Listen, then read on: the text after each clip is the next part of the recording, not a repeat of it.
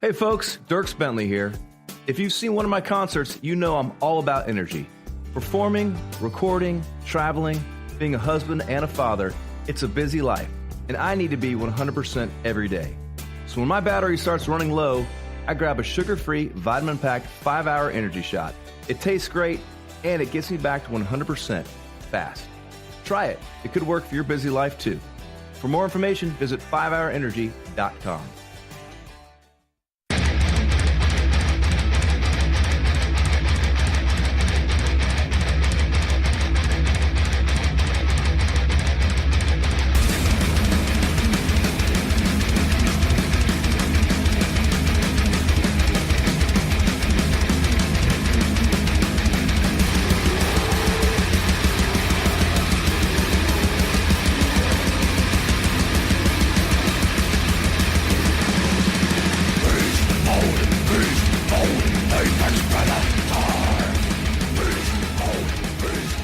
Welcome to Source Material, ladies and gentlemen. We are going to be discussing a book tonight. It came out in 2011, written by Greg Pak, The Incredible Hulks.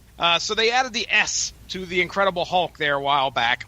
And the story that we're going to be talking about, the trade, I think, is called Planet Savage. Now, this holds two stories, Planet Savage and The Spy Who Smashed Me. Mm-hmm. Now, to tell us why we're doing this book, if we have a reason. I don't know if we even have a reason how we're tying this in. Ronnie? Yeah? Is it Jurassic Park again? Jurassic World? No, this one would be Uncle Drew. Uncle Drew, okay. Now I'll defer to Mark Radulich, the patriarch of the Radulich and Broadcasting Network. Tell us what book are we doing, and are we tying this in with anything? Are we just not doing intros anymore? I'm going to demand that you do proper introductions to the panel, sir. Ronnie Adam, are you ready to discuss The Incredible Hulks this evening? I'm ready as I ever am on this show. Mark Radulich, Hulk Smash. Are you ready? So, Jesse, would you like to know why we're reviewing The Incredible Hulk's Planet Savage trade paperback? Yes, sir. Please. Because I really like the story, the second half of the book, The Spy Who Smashed Me.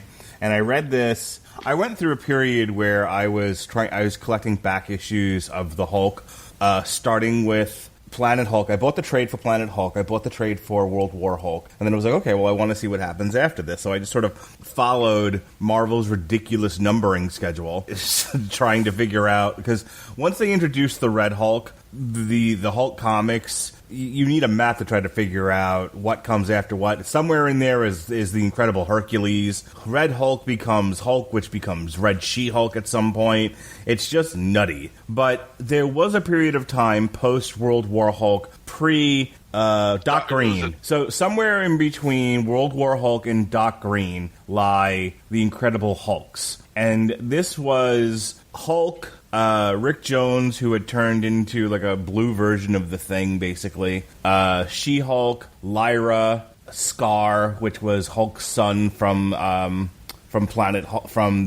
aftermath of Planet Hulk. Betty Ross, who was Red She-Hulk, and there's this ongoing story of like the Hulk and his family around him. It was sort of the precursor to the animated series Hulk and the Agents of Smash. Some of the stories were better than others, and this went on for a while until they finally ended that series and then restarted it again with a different iteration of the Hulk. Among all the stories that I read, my favorite one was The Hulk as an International Super Spy. And that story was called The Spy Who Smashed Me.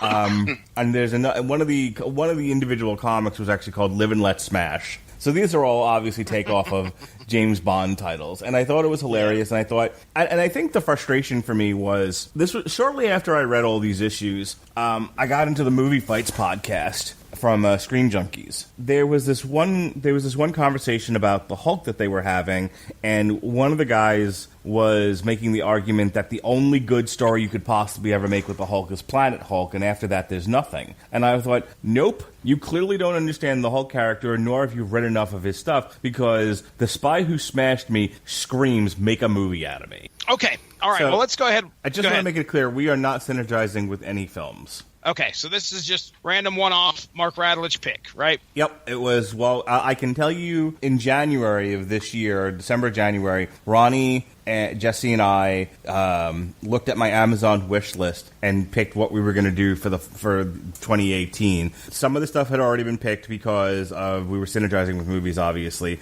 But then there was like, hey guys, what do you guys want to review this year? And Ronnie's like, I don't like schedules. And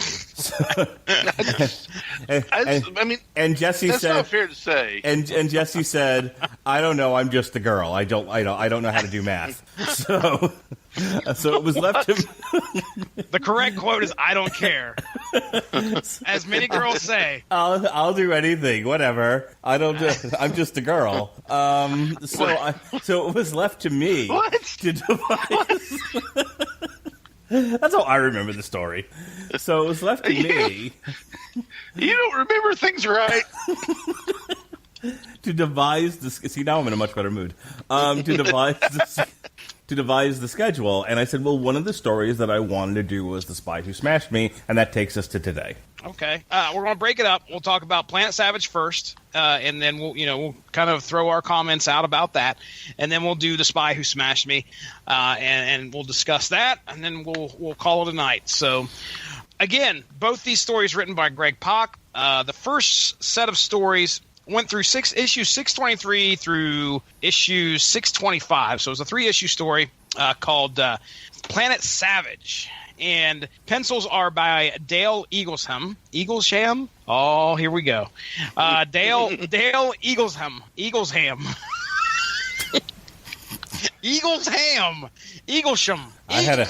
I had eagle ham for breakfast. How many of those secrets did you have? Eaglesham. The first 3 issues, 623, 624, 625, Planet Savage. So we start out, the Hulk and the Warbound head to the Savage Land to help out a band of Sakaarians that have been attacked by an unknown predator at the request of Kazar, Lord of the Savage Land. Now, Ronnie, do you know much about Kazar? He is Lord of the Savage Land. Oh, very good. Thank you for that wisdom. All I know really about Kazar is that he has a pet saber-toothed tiger whose name is I want to Tiger. His name is Meow. I'm a cat. Meow. I'm not sure what his name is. I can't remember now. Sabu. It left Sabu. Z-A-B. Sabu. He's a cat. He's a cat. Meow. Flushing the toilet. He's a cat. Meow. Flushing the toilet. Zabu. Yeah, and I don't know if he has any powers or age. Like Nick Fury age reduction or whatever.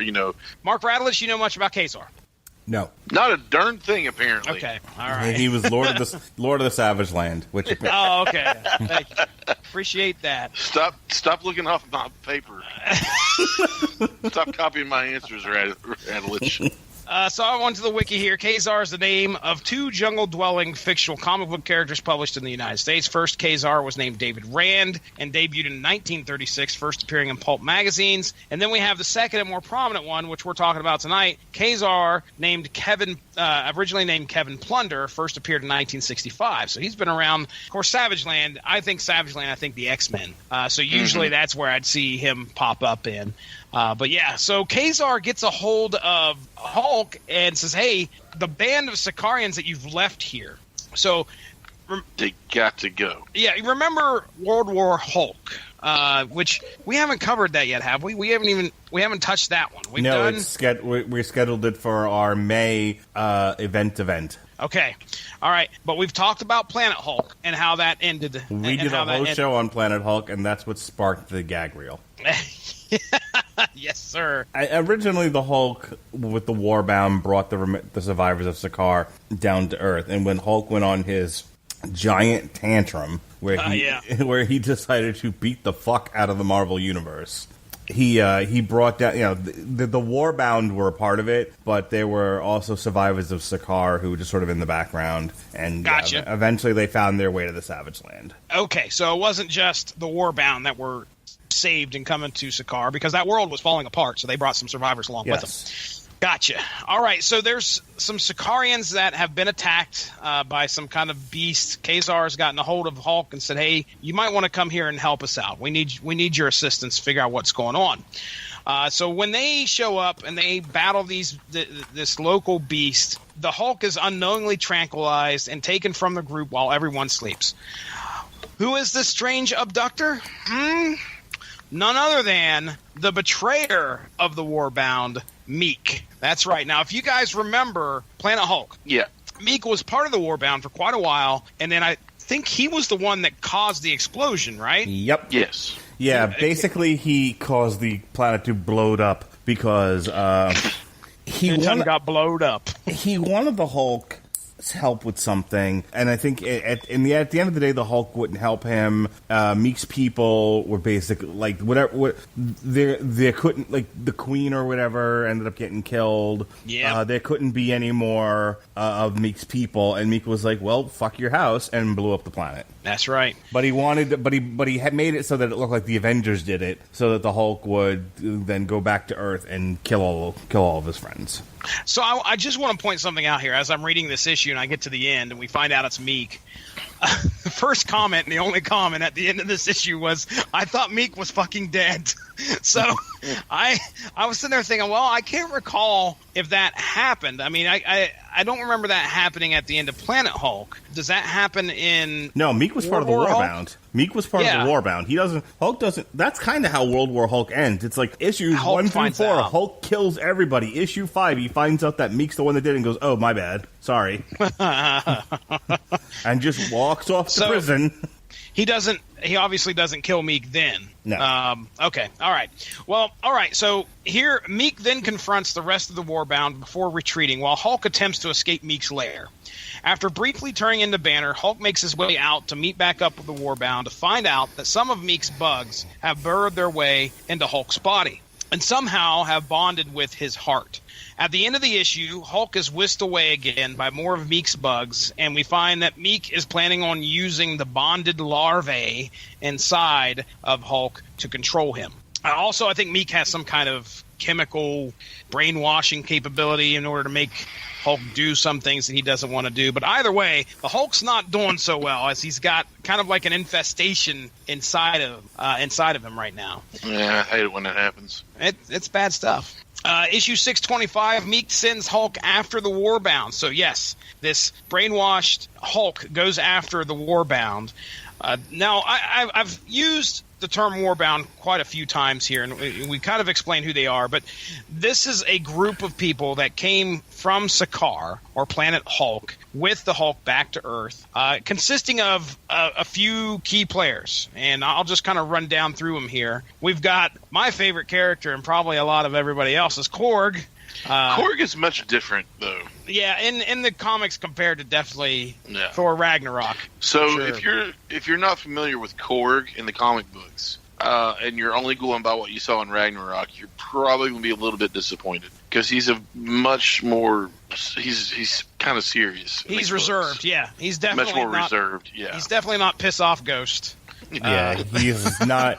He's not a punchline. No, he's not. He's not from New Zealand either. And then we have the no-name Brood character, which, if again, back to the X-Men comics, if you're familiar with that villain, the villainous hive of Brood, there was a member of the Brood part of the Warbound. So, not evil in any way as far as we could tell. Pretty stout when it comes to fighting.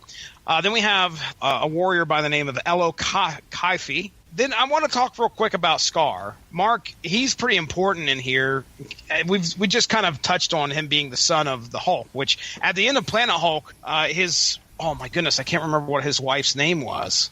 I know it was something strange. All right, so at the end of Planet Hulk, Hulk and his new queen, they be fucking, and she got pregnant with the Hulk's baby. Well, that's what they did. I don't know why I don't know why you're getting angry about it, but yeah. I'm not getting angry. So the Hulk got him some ass, and she got pregnant. Oh my god!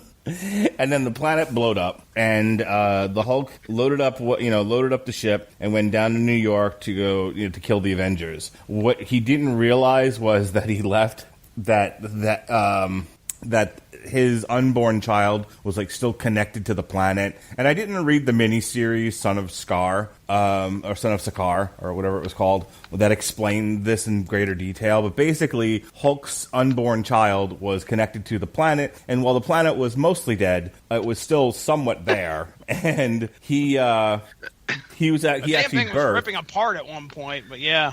He actually birthed. Jesse didn't get the Monty Python reference.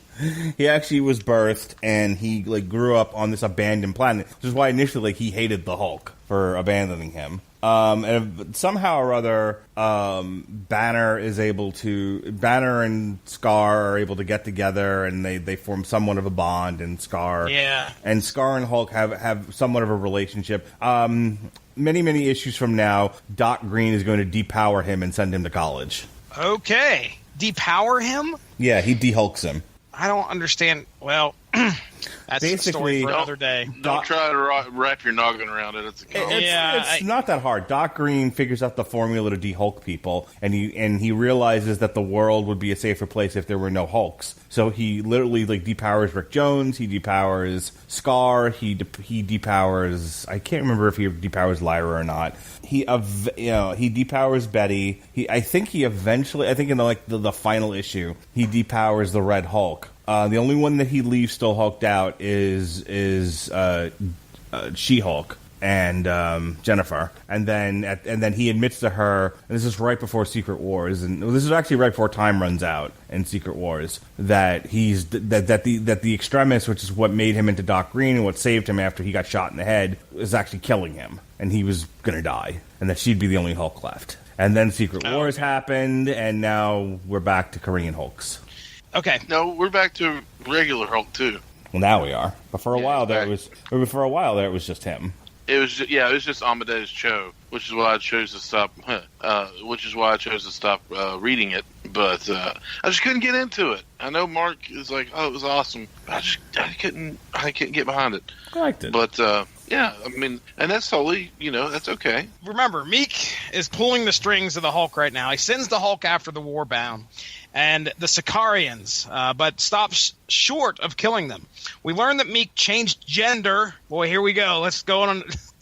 Let's try and stop right where you are. Hit it, Meek. No. Meek changed gender. He had changed gender, which life finds a way. Ronnie Adams, prior to escaping. Listen, you ain't Jeff Goldblum. So Meek and Darren Cross get together. Oh my goodness! And are accepted by the entire population of Key West.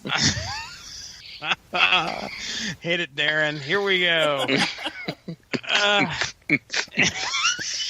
That's disco ball just kind of goes. And Meek's popping larvae everywhere. Oh my god!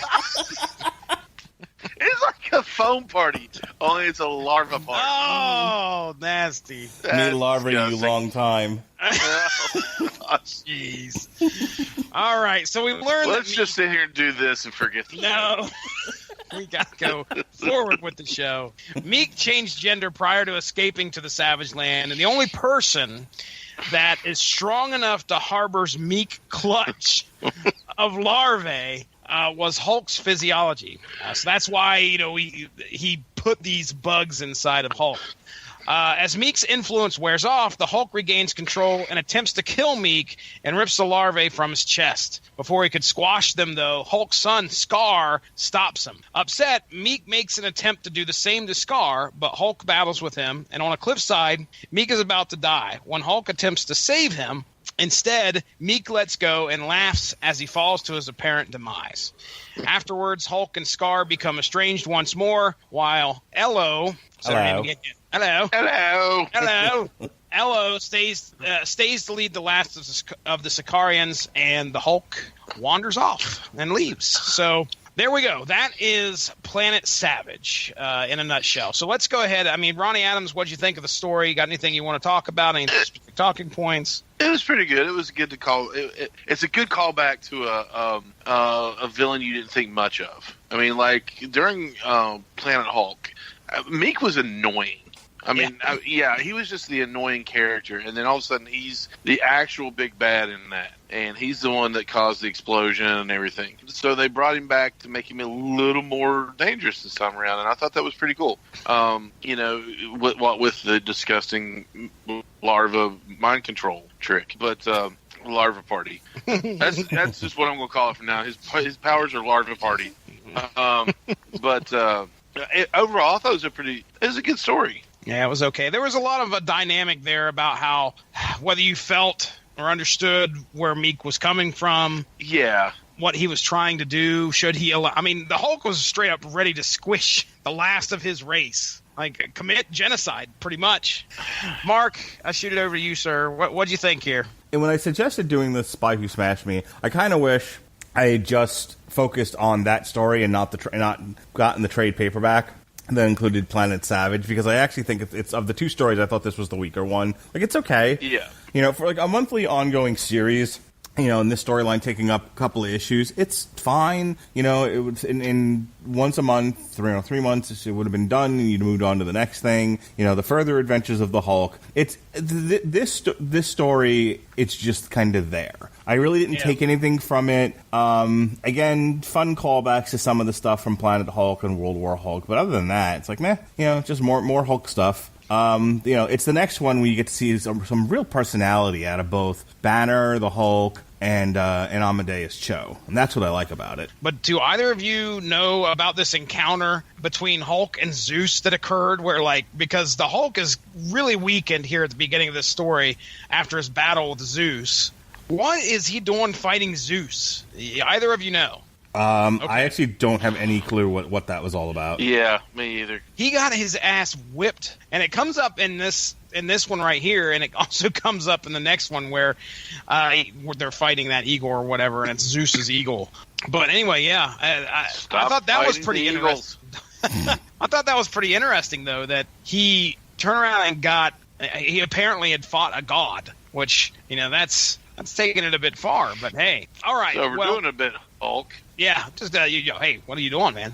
So okay, all right. Well, anyway, as for myself, my personal opinion on the story, I enjoyed it as well. I mean, we got to see Meek come back. The Hulk. I didn't understand Meek's motivation totally.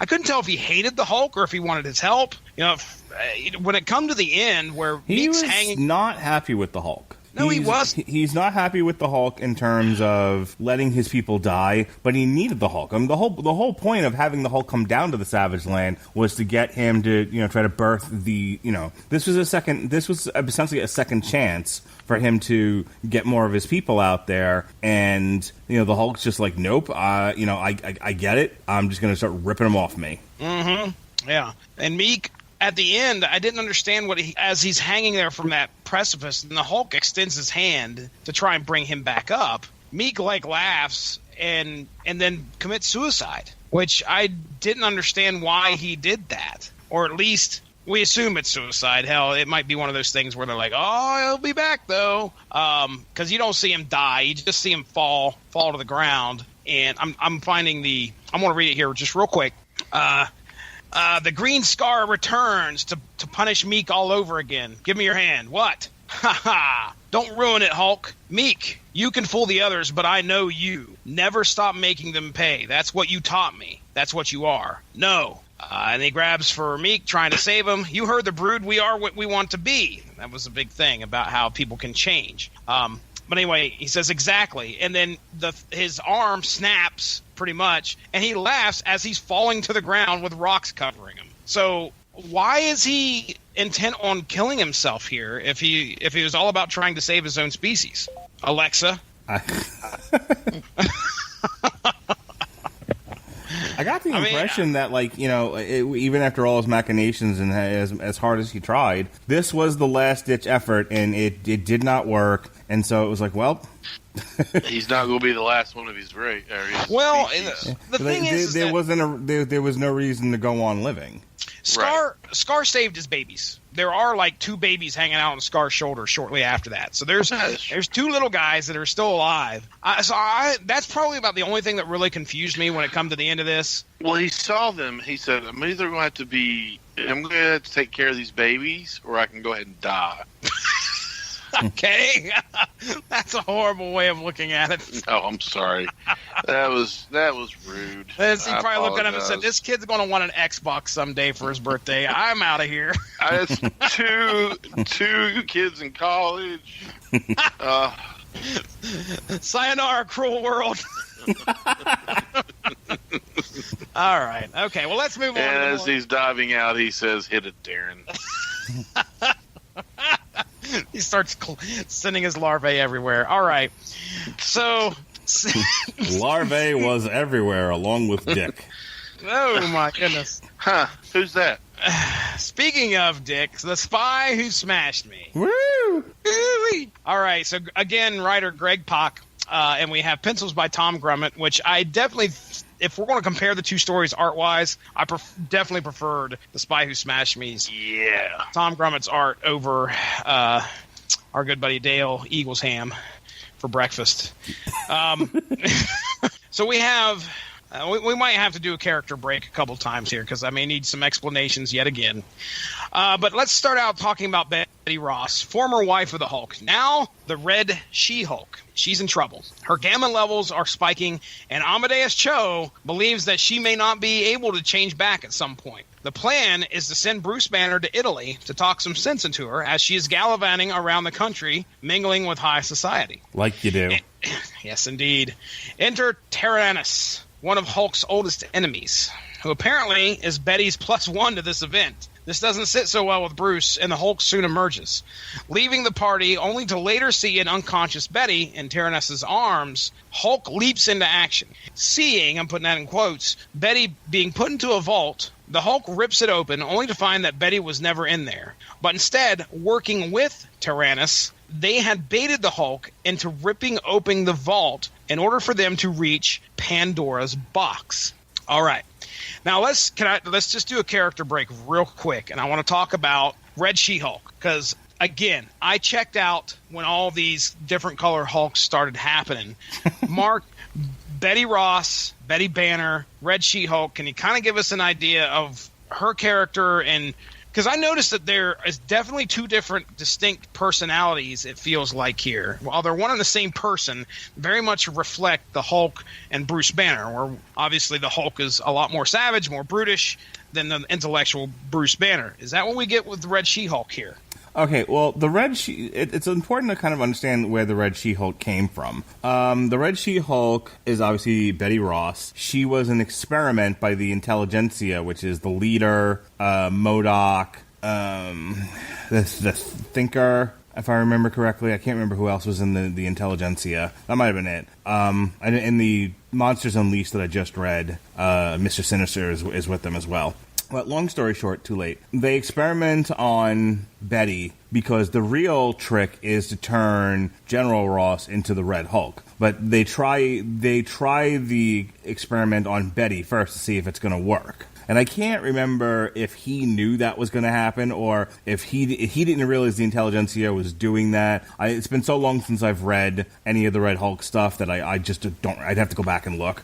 But she didn't know she was being experimented on. You know, if you know anything about Betty Ross, she's been turned into a harpy at one point, and she's had all of this strife and all of these problems throughout the years dealing with her dad and Banner. That it's basically like the Red She-Hulk is basically Betty just turned up a notch. Okay. It's not unlike the Hulk, which is a separate personality from Banner. The Red She-Hulk, as I understood it, was kind of like Stone Cold Steve Austin and Steve Williams, which is basically this is who I really am turned up to 11. That's the Red She-Hulk, and she really begins to enjoy this version of herself because now she's not a victim and she can fight for herself and she can assert herself in ways she was never able to before. By the same token, as much as Bruce is still in love with her and wants her back, she's like, after everything that's happened, I don't know if I even want to be with you. And so that's kind of the dynamic there. Is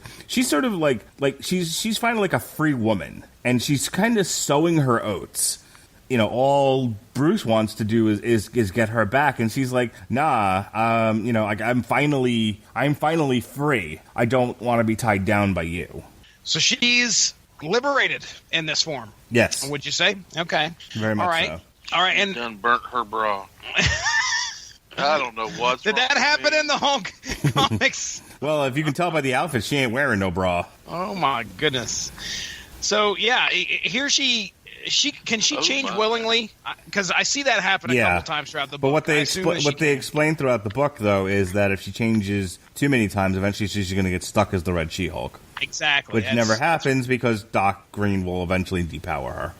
Amadeus Cho is seeing these gamma levels spike, and of course we want to try and save her from becoming this crazy Red She-Hulk for the rest of her life. So yes, but here she is palling around with Tyrannus. Now, Mark, is this a character that you have encountered in your reading before? No, it's funny. It was like I am one of your oldest enemies, and I'm like, the Abomination? No clue.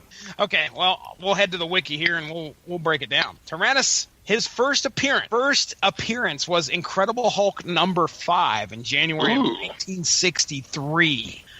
So he is, as we find out through the book, they do a good job of explaining, of course, what he is. He has, he was a Roman emperor at one point. Now, I definitely wanted to check into the powers and abilities of this guy because some strange shit happens as we talk about as we go through this book here. Tyrannus was granted superhuman longevity and youth after drinking from the Fountain of Youth in Subterranea. He is dependent on this Fountain of Youth to maintain his youth and immortality. Possesses various lingering psionic abilities after his merger with the Cobalt Flame of Life in El Dorado, including telepathy, mind control of others, and the ability to drain the life force of others. He is an extraordinary scientific genius that Bruce Banner has acknowledged as superior to himself and has achieved mastery of the advanced technology of the Deviants, which he found in Subterranea, upon which he has made further advances. Tyrannus has limited mystic knowledge of sorcery. So, okay. All right, so yeah, Red She-Hulk's now palling around with one of his oldest enemies, and the Hulk is tricked into ripping open this vault, and here sits this urn. They call it Pandora's box, but it's actually an urn. It supposedly holds something in there. All right, so let's get into issue 627. Now, Banner grabs the foremost authority on Pandora's box, Dr. Sophia de Cosimo, in order to discern just what Betty and Tyrannus have in their hands. Getting purposely captured, Banner and Dr. de Cosimo are in the presence of Red She-Hulk and Tyrannus as they discuss opening Pandora's box and what could be inside. But before it can be opened, Tyrannus and Dr. de Cosimo are abducted by the Knights of Rome along with Pandora's box. Now, Banner is deputized as a UN special operative, while the Knights of Rome continue to interrogate Dr. de Cosimo. What's in the box? What's in the box? Making their way to the Knights of Rome's flying castle, Hulk and Red Makes She-Hulk. sense. Yeah, it does. Hulk and Red She-Hulk battle Zeus's bird, which I don't know if it had a name or not, but it looked like Zeus's bird. Steve. Yeah, Steve the bird. Zeus. I think Polly was a better name than Steve. I crown thee Steve, my special bird. Zeus's bird, but it was Tyrannus who saves the day, knocking out the leader of the Knights, only to reveal, after all is said and done, the estranged couple of Hulk and Red She-Hulk in a loving embrace. Apparently bothered by this, Tyrannus uses his mastery of technology to take control of the castle. You know what, Jesse? I bet Red What? She-Hulk could have taken the pace. Yes, indeed. I'm out. To take control. So Tyrannus uses his mastery of technology to take control of the castle, infusing his sentience in it. And at the end of issue 628, we've got a person becoming a damn building again. Yeah, we do. I'm glad I'm not the only one that noticed that. It's like, wait a second, is he actually he's the fucking castle? He's the castle. He's a cat. Meow, flushing a toilet. Yes. So Tyrannus flies to the heart of Rome into the Colosseum, intent on opening Pandora's urn in front of thousands of people, tens of thousands. Challenging Tyrannus, Hulk may be outmatched as Dr. de Cosimo begs Betty to change back in order to help him. However, Hulk demands her not to, tossing her Pandora's urn and telling her to run. But before Betty can leave, Tyrannus hops out of the castle, shooting the urn, releasing Hope, a ravenous ghost-like entity bent on revenge for being bottled for so long.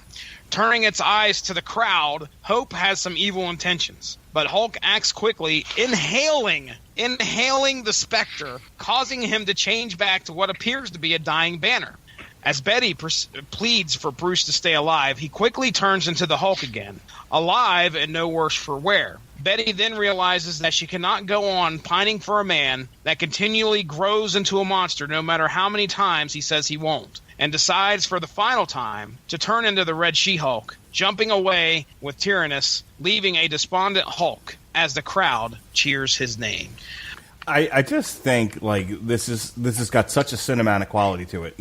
First you have a fairly intelligent Hulk. You have Banner with Banner isn't the whimpering, oh please, I just want to be left alone. You have no idea. Like I just watched Hulk versus, which is two movies sort of cut together. It's Hulk versus Thor and then Hulk versus Wolverine. And in both cases, Banner is just this simpering wimp. And, he's just so afraid of the Hulk's power and everything else. It's fun to see Banner actually assert himself as both a scientist, and a bit of an action hero. I mean, he has, and they mentioned it a couple of times. I don't know if you picked up on it, but he kept saying like Banner Tech Shield. Like during his time, after World War Hulk, he invented a whole bunch of stuff. Like he was basically given a lab and I want to say this also came up during his adventures with Scar when he wasn't turning into the Hulk, where he knew that the only way to survive was to use technology. So he created a whole bunch of inventions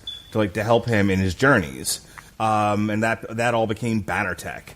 So that's fun for me, and I would love to see this iteration of Banner in the Avengers movies and then the Marvel Cinematic Universe. I actually think Mark Ruffalo would do well with. Because I've kind of gotten annoyed with how Mark Ruffalo portrays Banner as, kind of an idiot. But I'd like to actually see him be like suave and smooth and, and be assertive, and then, you have, it's really a love story. The Hulk went after Betty because he loves her and he wants her to come back to him. And she has always just wanted peace. And because the Hulk was on the run from her father, or was an Avenger, or was in the microverse, or was on, there's always something happening that got between Betty and Banner. She's tired of it. Like I said before, she's had enough. And so now she has this ability. She's indestructible, just like the Hulk is. She's like, fuck it. I'm gonna go have some fun. I'm gonna live a life and stop, and all Banner wants to do is protect her. And she's like, I don't want to be protected. I want to use this ability that I've got. So that's all the stuff I thought was fun about this. And I thought the idea of they used Pandora's box in the second Tomb Raider movie. It's not, but I like the idea of instead of it being like a super weapon or some sort of like a chemical weapon or whatever, that all Tyrannus wanted to do was give the world hope. Yeah. He was acting with good intentions. Yeah, I didn't really. Well, I don't know. I mean, they paint him as kind of the villain at the beginning. Tyrannus was an interesting character. At the end, he's Red She-Hulk's boyfriend, I assume now, or at least her man thing. Well, wait a second, and then that's another Marvel her boy character. Toy. Boy toy. There we go. Not a man thing, a boy toy. But I felt sorry for Hulk. But right there at the end of that issue where, as she decides to turn into the Red She-Hulk, she looks at him. I want to kind of read that because it was an interesting exchange. She's like, for once, don't smash. And he's like, I have to. Yeah. And it's like, it's one of those where you can see both sides of it. He has an obligation to do the right thing, even at personal cost. And she's like, that's fine. That's all you. I don't have to be with you and I don't have to do it. I'm not obligated to anybody and I'm not obligated to anything. And that's it's a selfish perspective, but it's a real perspective that some people have. Yeah, so many promises every single time. I love you, love you, love you. But then the world needs saving or smashing. Doesn't matter because there you are again, giant and green and furious. And this will never, ever change. Hope, no, hell. So this is it. I can't, she can't. And then she changes into Red She-Hulk, and she says, Betty can't take it, so I guess it's up to me. Only problem is, I don't care. And then Green Hulk looks at her and says, and you think I do? And you're like, man, you really wanted Betty. If there's any romance that I've always kind of wanted to work, there's plenty of characters out there, but I've always wanted Bruce Banner and Betty Ross to somehow hit it off and stay together. That's been played throughout the Incredible Hulk. There is a point in part of this run where they are okay, and and I think they're like living on an island or whatever. And I think eventually she's just like, I can't do this with you, and just leaves. Oh wow, yeah, that's rough. Go ahead, she's Ronnie. always been my least favorite comic book wife, girlfriend, whatever. Oh really? Yeah, she's no Mary Jane. Too wishy-washy? She's not. Yeah, she's too wishy-washy, man, and kind of hypocritical, to be honest with you. Mm-hmm. She doesn't want him to turn into the Hulk, and she's like, I just can't cope with it. So she turns into the Hulk.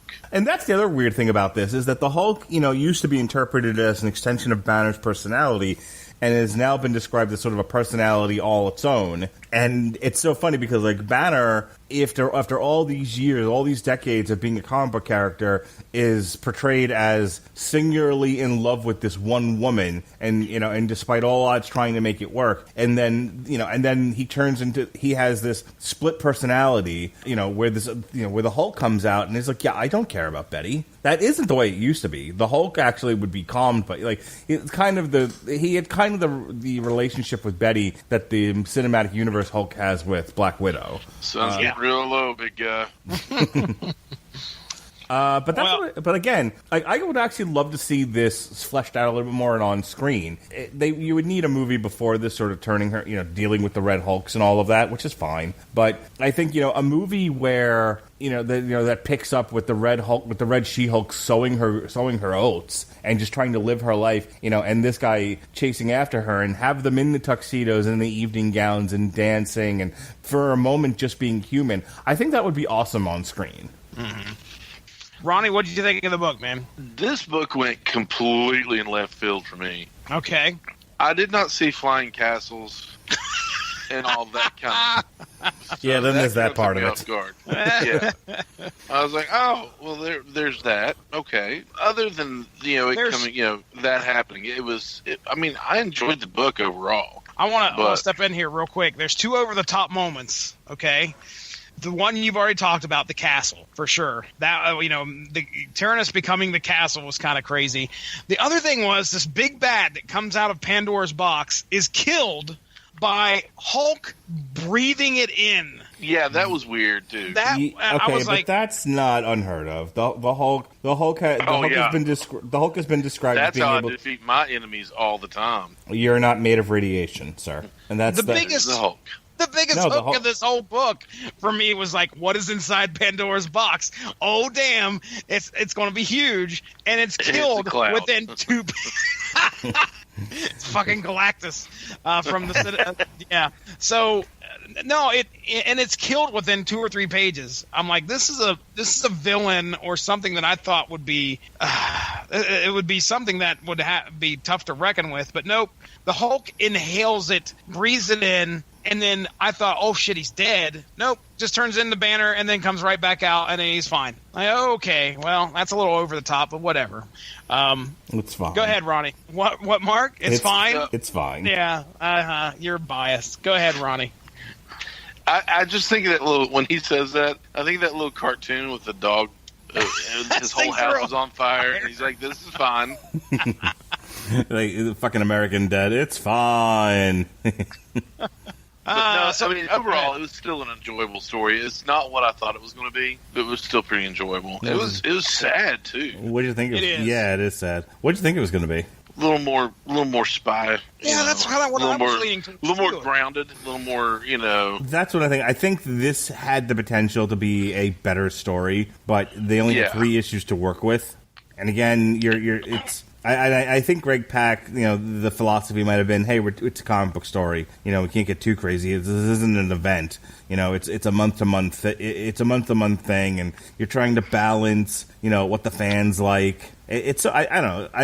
I think there's the bones though of a great story. I hear where you're coming from there. I mean, I do. I understand that.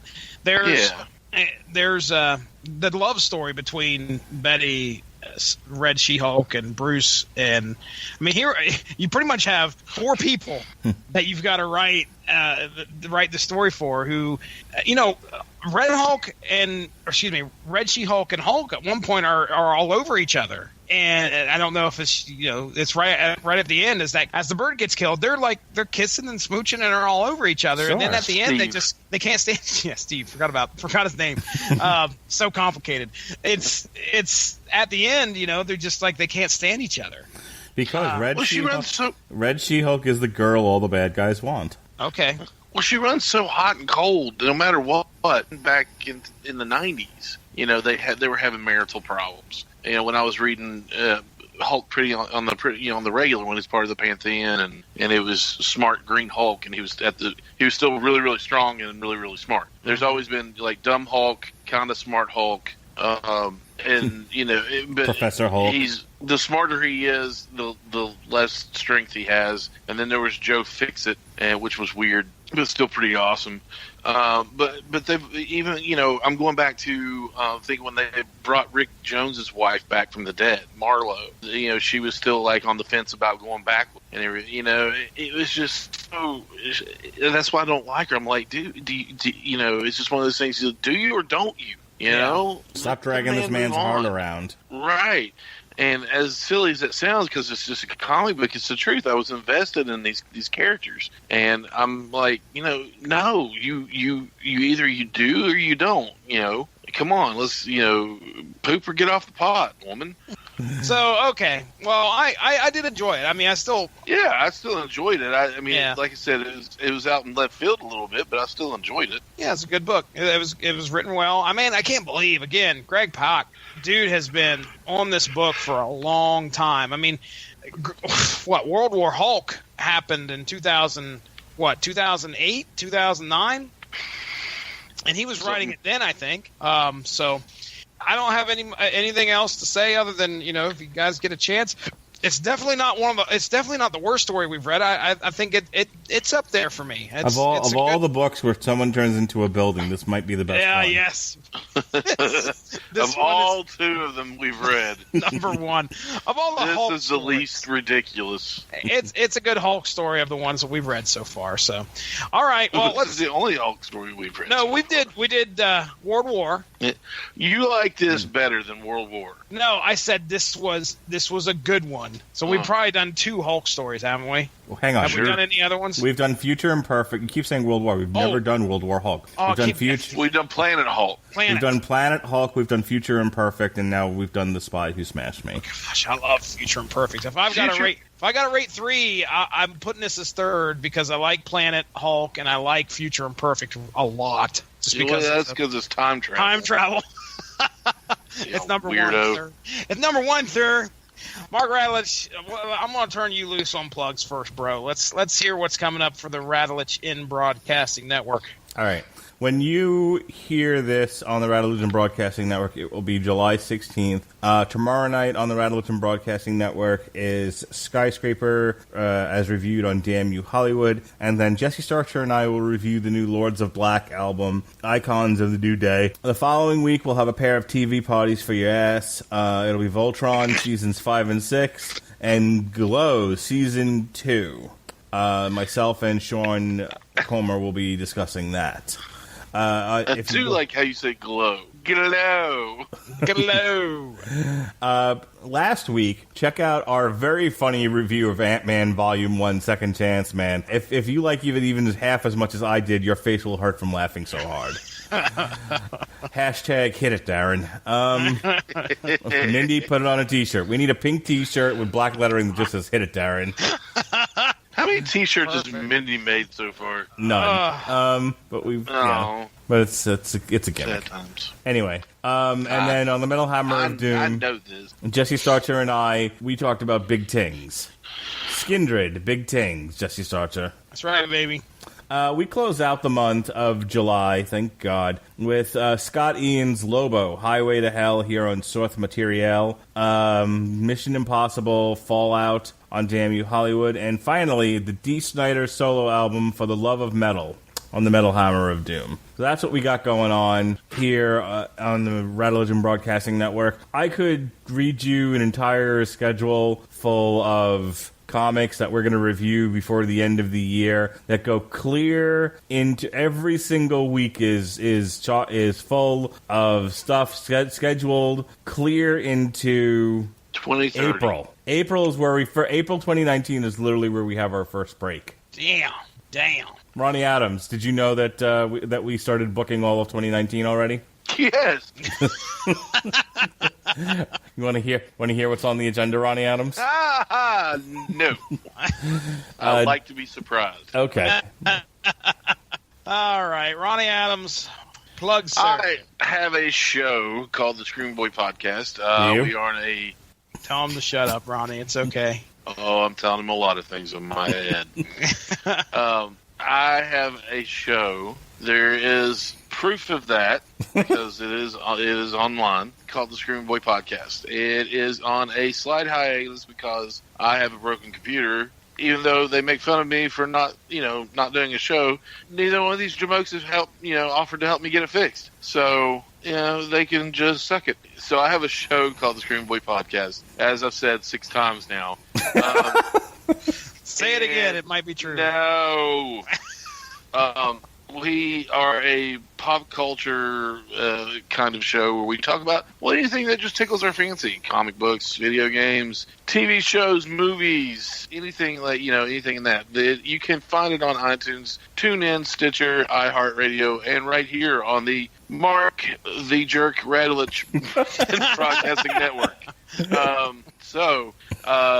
The last 2 episodes that we did were, they were Radulich and Broadcasting Network exclusives to this network. That's right. We talked about the last days of Toys R Us, and then we talked about the subject that raises the blood pressure of the disapproving dad Justice Archer ever so high, and that is Movie Pass. What's up with Movie Pass? So those shows were actually a lot of fun. You can find it here on the network. We have, Facebook page, Instagram, Twitter, the whole nine on social media. So look on there, find us, like us, subscribe. I will be going to Raleigh SuperCon at the end of this month, so be sure to check out Instagram for a lot of cool pictures. I'm actually have plans to meet Daniel LaRusso himself, Ralph Macchio, and the gentleman who his name escapes me for right now, and I apologize to him because I know he listens to this. Oh, God, really? No, he does not. But he played Johnny Lawrence in William Zabka, I think. Yeah, William Zabka. Yeah. He played Johnny Lawrence in The Karate Kid and the new YouTube show Cobra Kai. So I have plans on meeting them and getting their autographs on their respective headbands. So that's going to be a lot of fun. Lots of stars there. There's going to be lots of pictures, lots of good cosplayers going to be there, good comic book deals, the whole nine. So I'm pretty pumped about that. So be sure to check out Instagram. Follow us on there for a lot of cool pictures. Ladies and gentlemen, go give the Radulich in Broadcasting Network Facebook page a like to stay up on top of all the great podcasts that we have to offer. There's plenty of great content over there. We talk comics, we talk MMA, we talk wrestling, we talk metal, we also talk TV, movies, just all sorts of fun topics. You could subscribe and probably get at least 3 or 4 shows a week. No doubt about it. I would like to point out that we have the Metal Hammer of Doom extras that me and Mark put some time into every Sunday, where we discuss some songs, we discuss some videos of the upcoming artists that we're going to be talking about on Metal Hammer of Doom. Mark Radulich mentioned Skindred. Well, we've got 3 videos out there that we've watched and commented over for Skindred. So if you have the chance, you can check that out. It should be loading here about 3 o'clock p.m. I know one dropped Monday, which is today. No, well, whatever. Monday, Tuesday, Wednesday is usually when you can find it, about 3 p.m. Or you can go to the Source Material YouTube page and find all the videos there along with our commentary, so you can watch and listen and have a great time.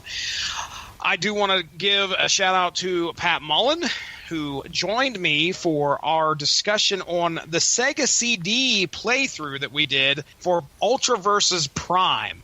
Ultraverse celebrated their 25-year anniversary there in June with the first wave of titles, Ultraverse titles, hitting back in 1993. So I decided that I would like to watch a playthrough of a video game that I never even knew existed. So Pat joined me on that. Granted, the playthrough was kind of mediocre, but we had a good, fun time discussing things that were going on in front of us. And, of course, the epic 7-minute song, title screen song, where Prime, for action, he was going to get himself some justice. That's right. So tune into that. That was a lot of fun. Also, have become a member of or a contributor to the Unspoken Decade. So at some point here, there should be a Ultra Force article going up about the Ultra Force cartoon. That I sat down on my week's vacation and watched all 13 episodes of the Ultra Force cartoon that came out in 1995. Came out in 1995, just before Marvel actually bought the Ultraverse property from Malibu. So, yes, that may possibly be going up here. I know I've got half of it done, and our good buddy Dean Compton's got to get me access to the website. First thing I've ever written, so if it's good, it's great. It's just my experiences going through and detailing what I saw on each of the episodes and what I thought was interesting. Hacker Files, yes, that 1990, I think it was 1992. Series that came out from DC, that is going to, as far as I know, is still on the slate to record for the Unspoken Decade. My first ever podcast with these guys, July 22nd. So if you are a follower of the Unspoken Decade, you should see our show pop up there sometime in late July. As to whether who's editing and all that stuff, I know I'm just contributing, so I may be editing as well. I have no idea. But regardless, it's a neat series talking about some early internet stuff. That's it. It's 11:03 p.m. These boys are ready to get out of here. Ladies and gentlemen, Ronnie, that's Ronnie Adams right over there. Say goodbye, Ronnie Adams. Goodbye, Ronnie Adams. Mark Radlich, give us a goodbye, please. Be well, be safe, and behave. All right, ladies and gentlemen, this is Source Material. Have a good one. Bye bye.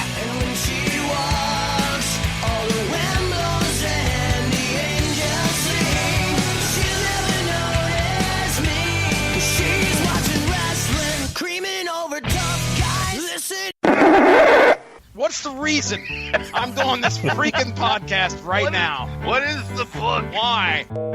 I'm only 2 trade paperbacks into the totally awesome Korean Hulk. So Okay. That isn't the proper title. It's not at all. I hope everyone was mad interested in how I plan schedules. We all know how you plan schedules because you do it on the show all the time. I believe that's in the trade paperback Avengers Changing Races. Well, I guess I'll have to... Oh, my God. I like Kimchi Hulk. Kimchi. I don't know. I'm not supposed to laugh at that. Oh, General Sohulk. Okay. Dear God, man. Okay. Bunch of racists. Then there's the Egg Foo Young Hulk. Oh, no. Oh, what is happening right now? Have you had the honey chicken Hulk? Howard the Duck Sauce. Oh, no. You know, okay. Let me say this. We know it's gonna be a good one. You never played that card game in my grandmother's box? No, I have not.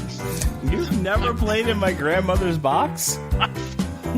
I don't Jesse, even want to make this joke. I do not want to make this joke. I can't believe you've never played in my grandmother's box. Everyone's played in my grandmother's box. To let you know, I've officially sounded out of this. I don't understand. What do you think is wrong with my grandmother's box? I'm sure she's a fine lady. Very upstanding, and I have nothing but the utmost respect for your grandmother, sir. I didn't make this up. I got this from somebody else. Okay, all right. Well, you need to give it back. Moving on. It's like Ronnie Adams always says, bitches be whores. Quoth the Ronnie, nevermore. Quotes the Ronnie, never ever. Let's get into plugs. Let's get this shit show over with.